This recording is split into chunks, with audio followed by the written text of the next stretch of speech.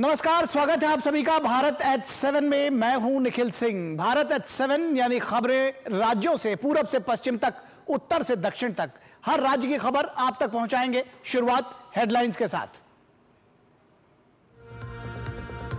उपराष्ट्रपति जगदीप धनखड़ ने न्यायपालिका की भूमिका पर उठाए सवाल। कहा, राष्ट्रपति को एक निश्चित समय में निर्णय लेने का आदेश देना असंवैधानिक।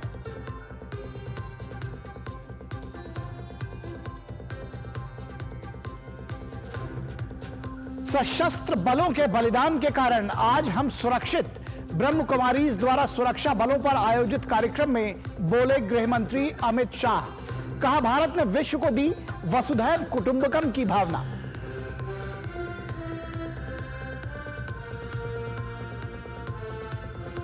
केंद्रीय मंत्री सुकांत मजूमदार ने मुर्शिदाबाद हिंसा के पीड़ितों के साथ राज्यपाल सीवी आनंद बोस से की मुलाकात। मुर्शिदाबाद जाकर जमीनी सच्चाई जानेंगे राज्यपाल।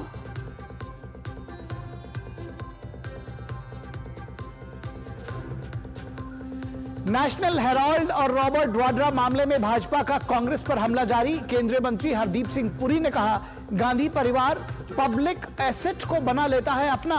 गौरव भाटिया बोले, नकली गांधी परिवार को देश की नहीं अपने दामाद की चिंता।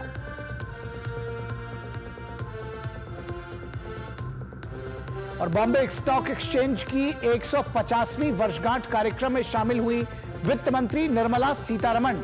कहा, बीएसई में 1500 करोड़ ऑर्डर मैनेज करने की क्षमता। देश में धन सृजन में बीएसई की अहम भूमिका।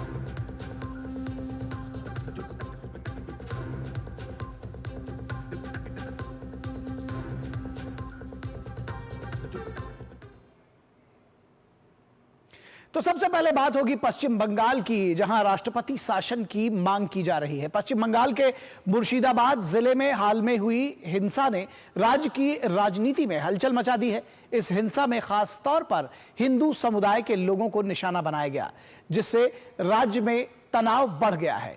इस बीच केंद्रीय मंत्री और भाजपा के प्रदेश अध्यक्ष सुकांता मजूमदार ने मुर्शिदाबाद हिंसा के पीड़ितों के साथ पश्चिम बंगाल के राज्यपाल सीवी आनंद बोस से मुलाकात की। इस दौरान सुकांत मजूमदार ने उन्हें राज्य में बढ़ती कानून व्यवस्था की समस्याओं और हिंदू समुदाय के खिलाफ हो रही हिंसा के मामलों पर राज्यपाल का ध्यान आकर्षित किया। मजूमदार ने राज्यपाल से केंद्रीय बलों की तैनाती की मांग की, ताकि प्रभावित क्षेत्रों में शांति स्थापित की जा सके। वहीं पीड़ितों ने अपनी सुरक्षा सुनिश्चित करने पर जोर दिया। साथ ही पलायन करने वाले हिंदू परिवारों की जल्द से जल्द सकुशल वापसी की मांग की। और पश्चिम बंगाल के मुर्शिदाबाद में हुई हिंसा का जायजा लेने के लिए राज्यपाल सीवी आनंद बोस खुद मुर्शिदाबाद का दौरा करेंगे। पश्चिम बंगाल के राज्यपाल सीवी आनंद बोस ने कहा, मैं खुद वहां की वास्तविकताओं को देखने के लिए जा रहा हूं। हमें भविष्य में ऐसी घटनाओं को रोकने के लिए और कदम उठाने चाहिए। I am going to the field to see for myself the realities in the field. Only then I will be able to make up my mind on the future course of action and give reports to whoever is concerned to implement things. I will certainly have an objective view about the matter, and now that the central forces are also there, situation has been brought under control. Now what we should do is to do the mopping up operation and also take further steps to prevent such instances in future. My field visit is basically meant to understand what has happened in the field and also to make up my mind based on realities of the situation. इस बीच पीड़ित महिलाएं सुरक्षा का हवाला देते हुए राज्य में राष्ट्रपति शासन की मांग कर रही हैं। हम हाथ जोड़ के अनुरोध करते हैं महिला लोग, जो हमारे साथ जो हुआ आप नहीं चलेगा ऐसा। जो राष्ट्रपति शासन चाहिए, हम लोग जो राष्ट्रपति महिला है वो दीदी को हम अनुरोध करते हैं, हम लोग को बचा लो। यहाँ पे राष्ट्रपति शासन कर दिए, यहाँ पे हम लोग क्या चाहिए, दीदी हम लोग को बचा लिया, हमारा इज्जत बचा लीजिए। हम लोग हिंदू है, उन लोग बोला था हिंदू महिला का इज्जत लूट लेंगे, हमको बचा लिए। और राष्ट्रीय महिला आयोग की अध्यक्ष विजया राहतकर ने मुर्शिदाबाद में हुई हिंसा को चिंताजनक बताया है। राष्ट्रीय महिला आयोग ने एक जांच कमेटी का गठन किया है। विजया राहतकर ने कहा कि हमारा प्रयास रहेगा कि उन सभी महिलाओं के साथ न्याय हो।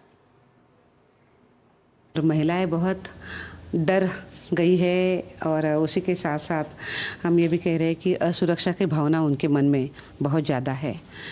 तो इन सभी घटनाओं का हमने संज्ञान लिया है और राष्ट्रीय महिला आयोग ने एक जांच कमेटी का एक गठन किया है।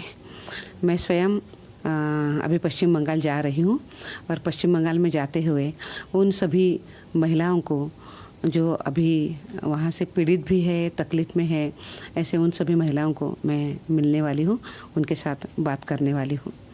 मैं मुर्शिदाबाद भी जाऊँगी और मालदा भी जाऊँगी।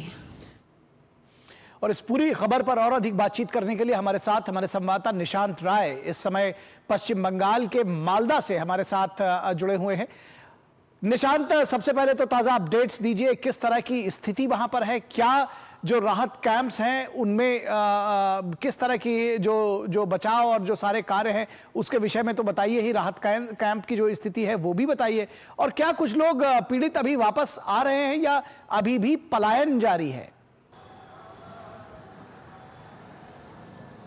देखिए, सबसे पहले राहत कैंपों की बात करना चाहता हूं। मैं मालदा में था और मालदा में जो राहत कैंप है वहां पर मैंने सुबह भी बताया कि मीडिया को शाम तक मैंने इंतज़ार किया, 6:30 बजे तक वहां नहीं जाने दिया गया, तब मैं वहां से वापस निकला। हालांकि सभी लोग अभी वहीं पर हैं और कोई भी वापस नहीं जा रहा है। दूसरी महत्वपूर्ण बात कि कल का दिन इस पूरे वाकया में महत्वपूर्ण होने वाला है, क्योंकि राज्यपाल, NHRC और राष्ट्रीय महिला आयोग तीनों ही कल यहाँ के दौरे पर आने वाले हैं। और देखने वाली बात ये होगी क्या इन तीनों से जो पीड़ित हैं उनकी मुलाकात हो पाती है, क्या पीड़ित यहाँ पर अपनी बात रख पाते हैं। ये महत्वपूर्ण हो जाता है किस तरीके से राज्य सरकार अब चीज़ों को लेकर आगे बढ़ेगी। इसके अलावा अगर बात की जाए इस पूरी स्थिति में, फिलहाल कल जुम्मे की नमाज है, सरकार की ओर से कहा जा रहा है कि सुरक्षा व्यवस्था मुस्तैद है, अब कोई भी अनहोनी नहीं होगी, लेकिन उसको लेकर भी जो तैयारियां हैं वो जारी है। और दूसरी तरफ बंगाल पुलिस के साथ साथ BSF भी जो चिंताजनक इलाके हैं वहां पर तैनात की जा रही है ताकि कल स्थिति ना बिगड़े। तो ये 3 कल होने वाले महत्वपूर्ण अपडेट हैं और उन अपडेट को लेकर तैयारियां अभी से हैं। और सबसे बड़ी बात है कि जो पीड़ित हैं, जो न्याय की गुहार लगा रहे हैं, आखिर उनको न्याय कब मिलेगा, क्योंकि हमने देखा है कि जब पत्रकारों से ही बातचीत नहीं हो पा रही है तो आप समझ सकते हैं कि उन पर किस तरीके का दबाव होगा और किस तरीके से अपनी बात रख पाएंगे। ये देखने वाली बात होगी। और कल जब ये तीनों, राज्यपाल की बात की जाए, महिला आयोग की बात की जाए और राष्ट्रीय मानवाधिकार आयोग की बात की जाए, जब वो उनके पास पहुंचेंगे तो क्या स्थिति बनती है।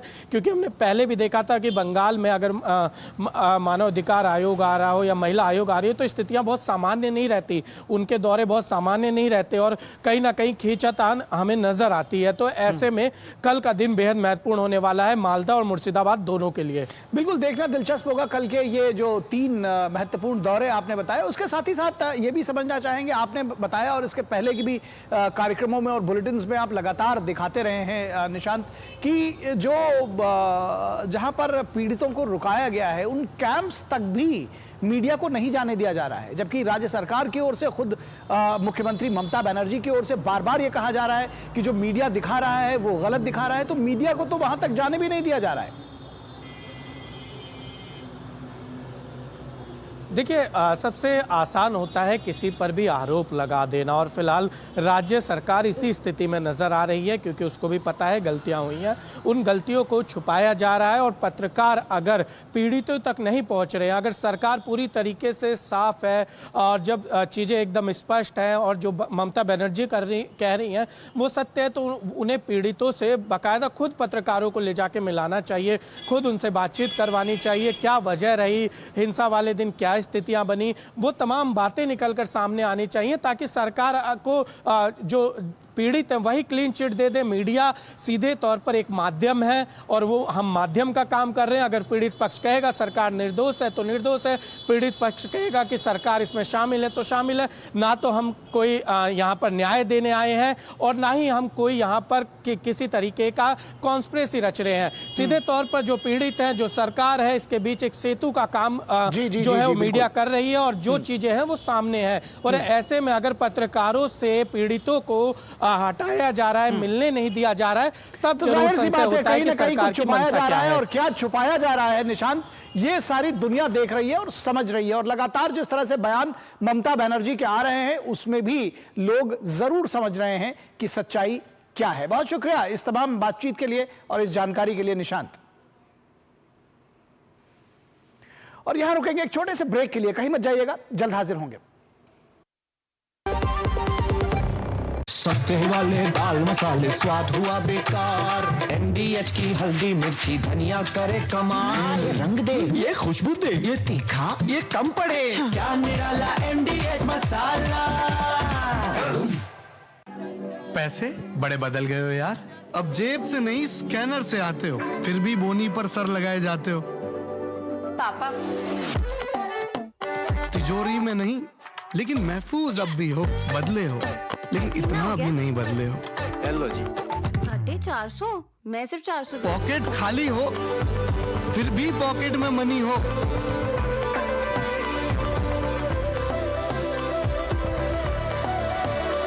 मॉडर्न हो गए हो लेकिन ख्याल अब भी सबका रखते हो, बदले हो लेकिन इतना भी नहीं बदले हो। पैसों का तरीका जितना भी बदले, हमारे लिए उसकी कदर नहीं बदलेगी। भीम, भारत का भरोसा, भारत का अपना पेमेंट्स ऐप। जो लक्ष्य चुना था समझ आने लगा है। GLA यूनिवर्सिटी, उच्च लक्ष्य की निश्चित प्राप्ति। जब धरती चीर कर निकलता है लोहे का पत्थर और मिलता है मोंगिया के जोश से, फिर तपता है, पिघलता है और बनता है फौलाद।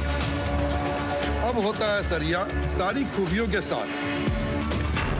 मोंगिया स्टील, मजबूत देश का मजबूत सरिया। स्वागत है आपका ब्रेक के बाद, और अब बात करेंगे नक्सलवाद पर प्रहार और किस तरह से CRPF नक्सलवाद पर प्रहार कर रही है। केंद्रीय गृह एवं सहकारिता मंत्री अमित शाह ने देश की जनता को आश्वस्त किया कि 31 मार्च 2026 तक देश से नक्सल और नक्सली गतिविधियां पूरी तरह से खत्म हो जाएंगी, और यह आश्वासन उन्होंने एक बार फिर से दिया है। मध्य प्रदेश के नीमच में केंद्रीय रिजर्व पुलिस बल के 86वें स्थापना दिवस समारोह को संबोधित करते हुए अमित शाह ने यह ऐलान किया। गृह मंत्री ने कार्यक्रम से पहले शौर्य स्थल पर वीर बलिदानियों को श्रद्धांजलि भी अर्पित की। देखिए नीमच से हमारे सहयोगी आशीष मंगल सोनी की यह रिपोर्ट। देश के सबसे बड़े केंद्रीय अर्धसैनिक बल CRPF के 86वें स्थापना दिवस पर CRPF डे परेड 17 अप्रैल को मध्य प्रदेश के नीमच में आयोजित की गई। केंद्रीय रिजर्व पुलिस बल की स्थापना 27 जुलाई 1939 को क्राउन रिप्रेजेंटेटिव पुलिस के रूप में हुई थी। बाद में तत्कालीन गृह मंत्री सरदार वल्लभ भाई पटेल ने इसे केंद्रीय रिजर्व पुलिस बल नाम और इसका ध्वज दिया था। CRPF देश की आंतरिक सुरक्षा, चुनाव, नक्सली समस्या पर अंकुश लगाने में मदद करती है। CRPF 2 बटालियन से शुरू होकर आज विश्व की सबसे बड़ी पैरा मिलिट्री फोर्स है, जिसमें 247 बटालियन, 6 सिग्नल बटालियन शामिल हैं। इस दौरान गृह मंत्री अमित शाह ने नक्सल विरोधी पहल की सफलता का जिक्र करते हुए कहा, नक्सलियों को आज 4 जिलों में समेटने में CRPF का बहुत बड़ा योगदान है। नरेंद्र मोदी जी की सरकार ने जो प्रण लिया है 31 मार्च 2026 को इस देश में एक भी जगह नक्सलवादी उत्पात करने वाले लोग नहीं होंगे। इसमें CAPF को और विशेषकर CRPF और कोबरा बटालियन को बहुत बहुत सफलता मिलेगी। आप सबको अनंत अनंत शुभकामनाएं। परेड में CRPF के अलग अलग विंग के जवान एक साथ कदम ताल करते हुए नजर आए, तो वहीं नक्सली समस्या, आतंकवाद के खिलाफ कार्रवाई, दंगा रोकने के लिए RAF की कार्रवाई और स्वान दलों के कार्यों का भी प्रदर्शन किया गया।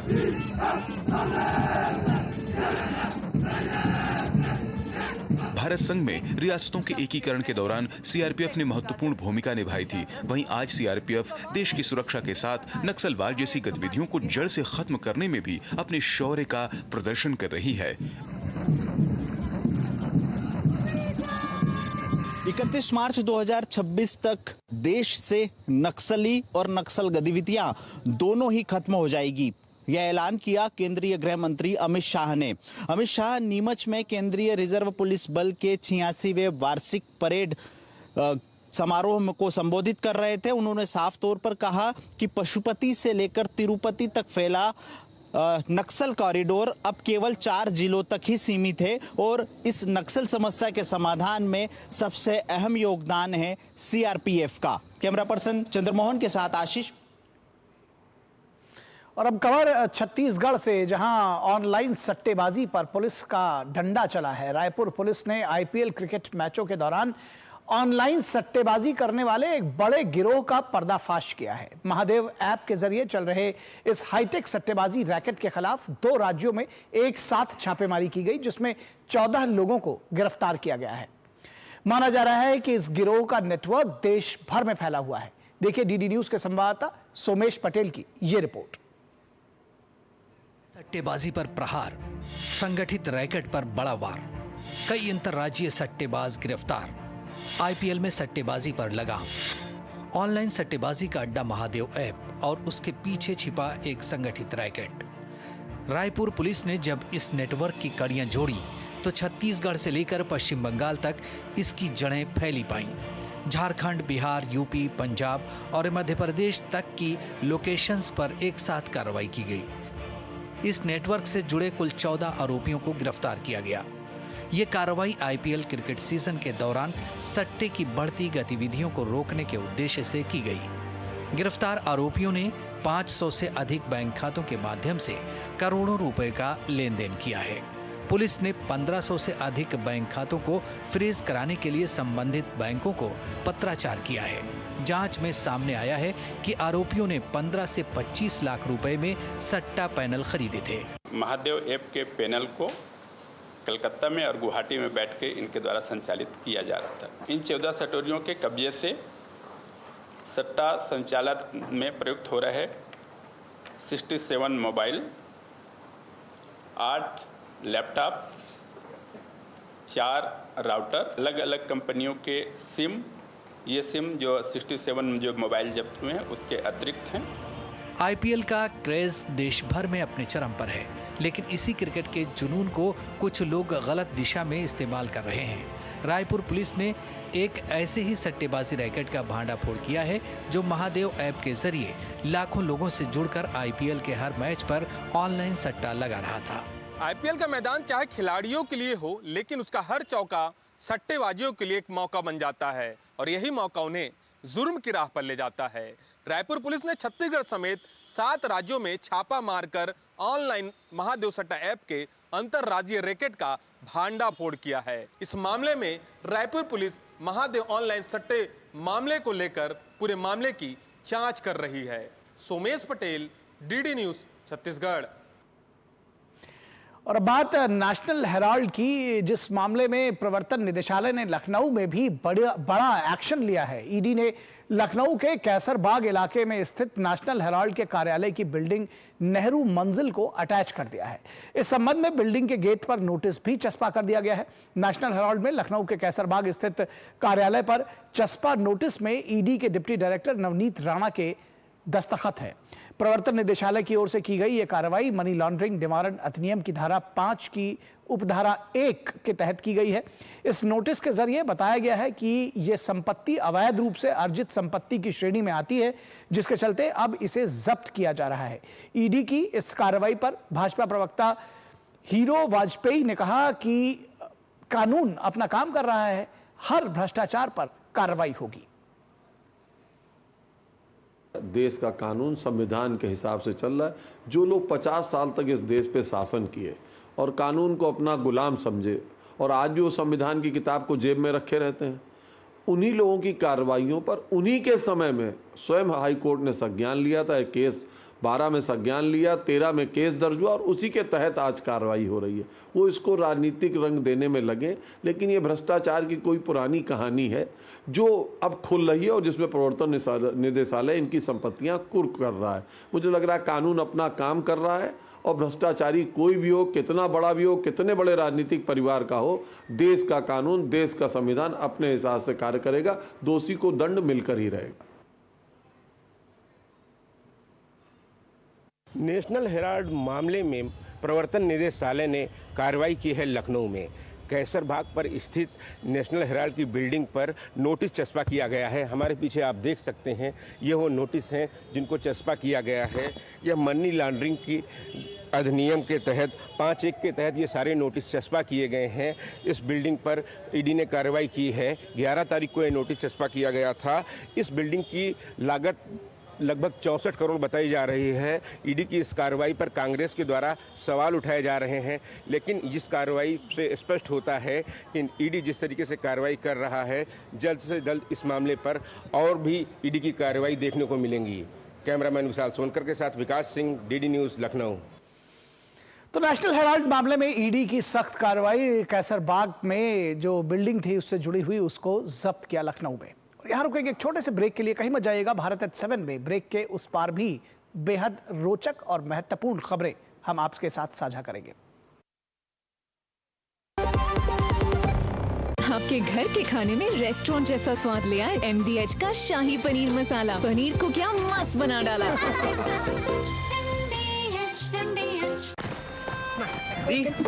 ये देख कैसे। हैप्पी बर्थडे भाई। दिखा, हाँ मेरा फेवरेट कलर। हमेशा शॉपिंग।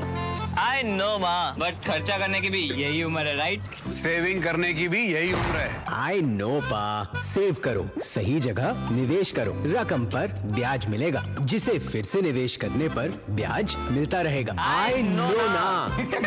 RBI कहता है, करो सही शुरुआत, बनो फाइनेंशियली स्मार्ट। मेरी पसंद, मेरी पसंद, मेरी पसंद, मेरी पसंद, हमारी पसंद, हम सबकी पसंद। मजबूत देश का मजबूत सरिया हो गया स्टील। जो लक्ष्य चुना था समझ आने लगा है। GLA यूनिवर्सिटी, उच्च लक्ष्य की निश्चित प्राप्ति।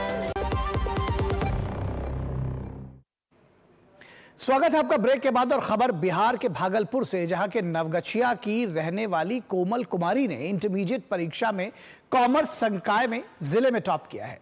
उनकी कहानी दूसरे छात्र छात्राओं के लिए प्रेरणादायक है। देखिए ये विशेष रिपोर्ट।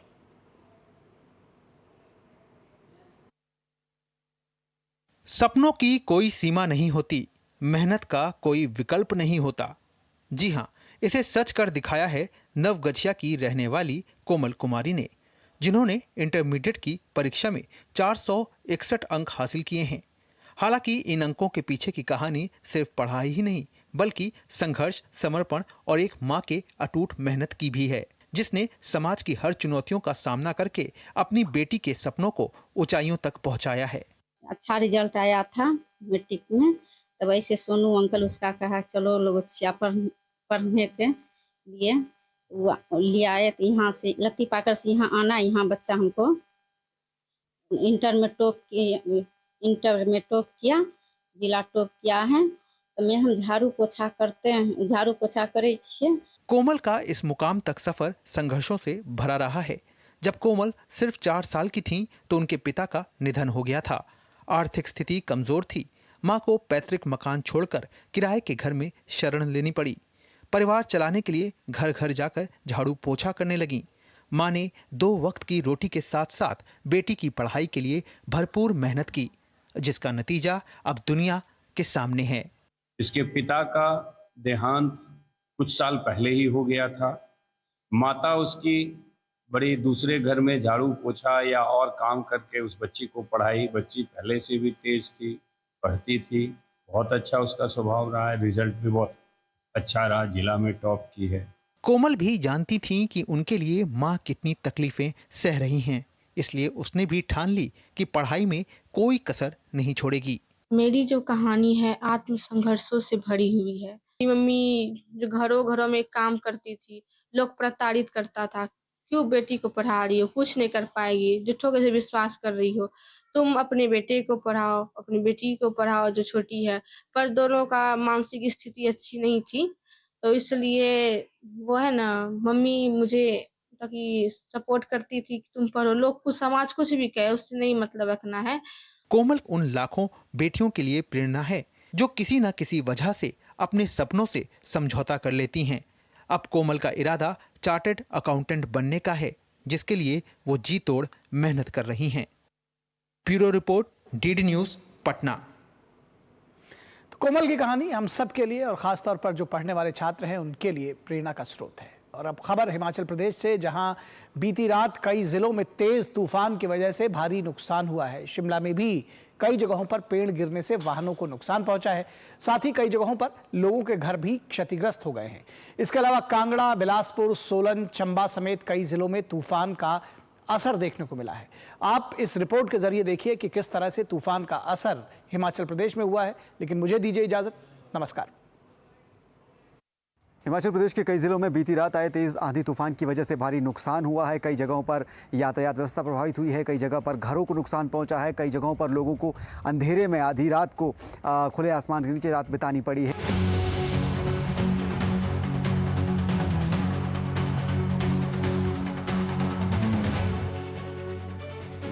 पहाड़ी प्रदेश हिमाचल में पिछले 24 घंटों में आए भारी तूफान ने जबरदस्त कहर बरपाया है। करीब 70 से 100 किलोमीटर प्रति घंटे की रफ्तार से चली हवाओं ने लोगों के आशियाने उड़ा दिए, सड़क यातायात को तहस महस कर दिया।